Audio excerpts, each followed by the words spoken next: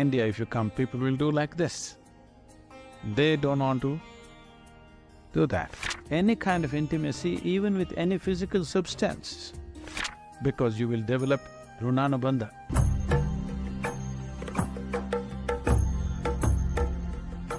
Runanubandha means the physical memory that you carry within you.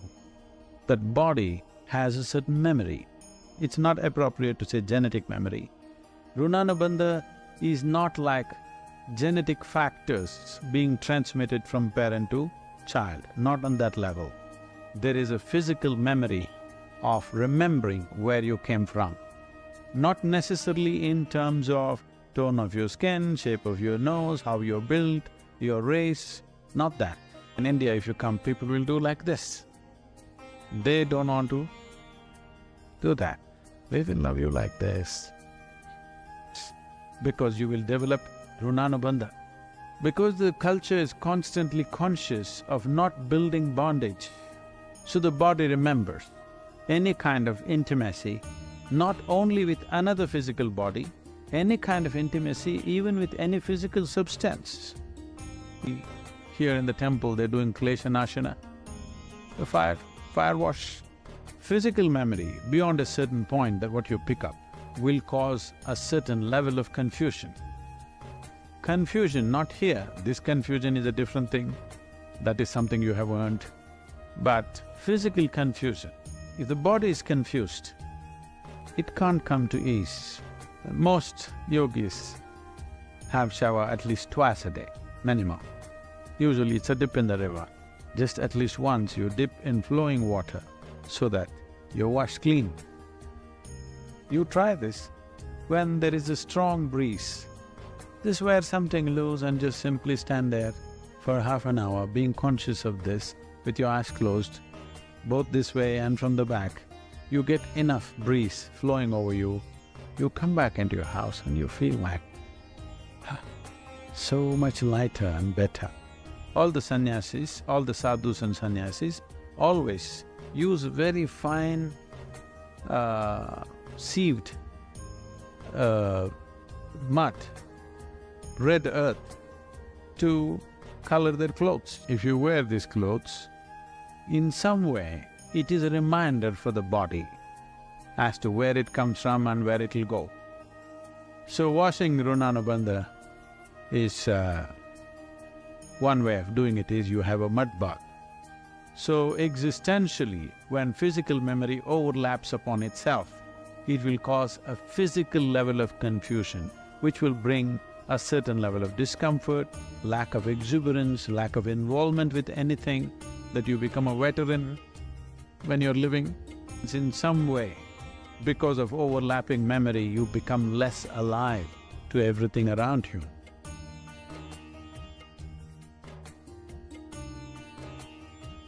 Now to extend further about runanubandha, it is like this. It takes many things to make an individual human being who he or she is. With everything that our five sense organ comes in touch with, in a way, knowingly or unknowingly, consciously or unconsciously, we establish a bond with it. This is not just with the people around us, but also with the very land we walk upon, water we drink, the air we breathe, and just about everything that we see, hear, smell, taste or touch. This is because none of these things happen without investing a certain amount of energy in it. You cannot see something unless you invest some energy in it. You cannot really listen to something unless you have invested some energy to it. You cannot taste or touch anything unless something of you is invested. With this investment comes a bonding. In traditional terms, it is known as runanubandha. Now, runanubandha exists because the body has its own memory. It is a certain kind of physical memory that you carry within you. It is different from the genetic factors that are transmitted from parent to the child. Now, Sadhguru in this video has already talked about various types of runanubandha one gathers during his course of life. Now, I'll not discuss on that, but I want to say that it is so subtle that even if you just wear someone else's clothes, you develop a bond or runanubandha with that person. Now, of all the relationships, sexual relationship have maximum impact in terms of amount of memory they leave upon you compared to any other kind of substance you come in touch with. Now, it happens like this. People have a variety of relationships, blood, sexual or transsexual. Then a certain physical sameness happens. So there comes Runanubandha with the person. When the person dies, efforts are being made to obliterate the Runanubandha with this person as much as possible. To get rid of the Runanubandha, in this video, Sadhguru has already talked about various kriyas like Klay Shashna Kriya or water bath, wind bath. Now remember, these are the kriyas, whatever Sadhguru discussed about for the alive, for the live people like you and me. I'll not discuss the same, but I'll discuss why and how the Runanubandha bond or the debt has to be cleared with the dead person, which I found really very much interesting and read in the death book of Sadhguru. I read in this book of Sadhguru and I really found why the rituals of 14 days in our culture is being made, how the Runanubandha debt get cleared up with the person who has died, and also what Isha Yoga Center does for the same. So one of the things which I studied is that one have to and should break the relationship with a dead person for you to be able to live well. Because the nature of the life is such that at times you can become susceptible, then both right and wrong kind of things can happen to you. If this Runanubandha is not properly broken, one can see in this modern societies that it will definitely affect your physiological structure. It weakens your body and your physiological structure in such a way that you will not only suffer from grief, it will also lead to a certain disarrangement of life. This is why in Indian culture evolved many methods in the rituals that were performed after death to consciously dissolve the Runanubandha with a person. So, for long, Isha Yoga Center performed a ritual in which they wiped out the Runanubandha of the dead with his relatives through a certain processes by taking the photograph of the dead in the first 3 days after death. Now this ritual now happens in a larger scale and is known as KALBHAIRAV Karma. Remember, KALBHAIRAV Karma is a process which is done for the person who has died. It is not for the alive person. If KALBHAIRAV Karma is done within the stipulated time, that is within 11 to 14 days, the being will find its target very early. If done later, it is not as much as effective, but definitely it shortens the time the life lingers around. It reduces the limbo time for sure. Once KALBHAIRAV Karma is done, a quick cycle of the person or the life that died happens. Now this karma requires a photograph of the dead person and a piece of cloth used by them. It would be good if the blood relative of the person is present at the yoga center.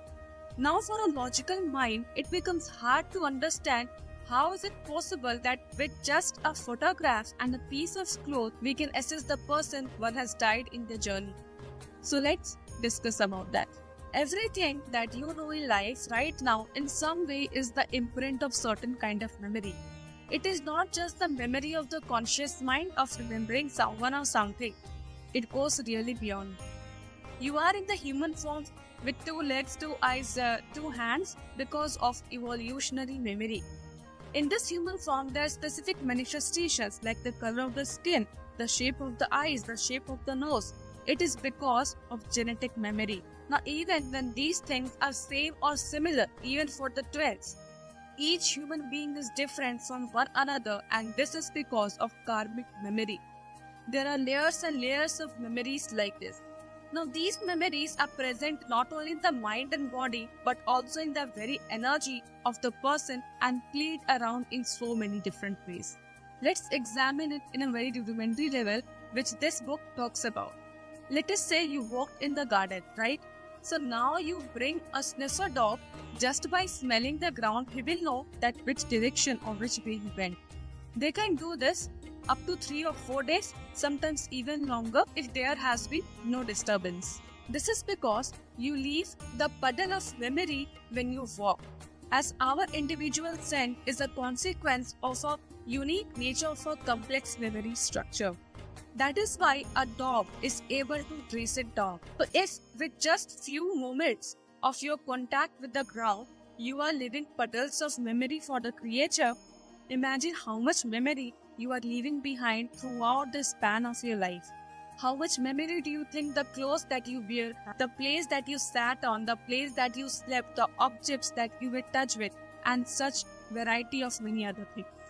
So once a person dies, in Indian culture, we always want to wipe the Ranabandha because yesterday has a power of its own.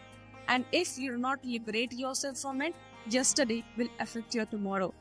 After a person dies, maybe they have attained mukti or they have gone somewhere else, we don't know. But either because you were born to them or you were in touch with them in some way or the other, their memory imprints are there on you. Now these imprints are not just in the mind and your body but also in your energies as well.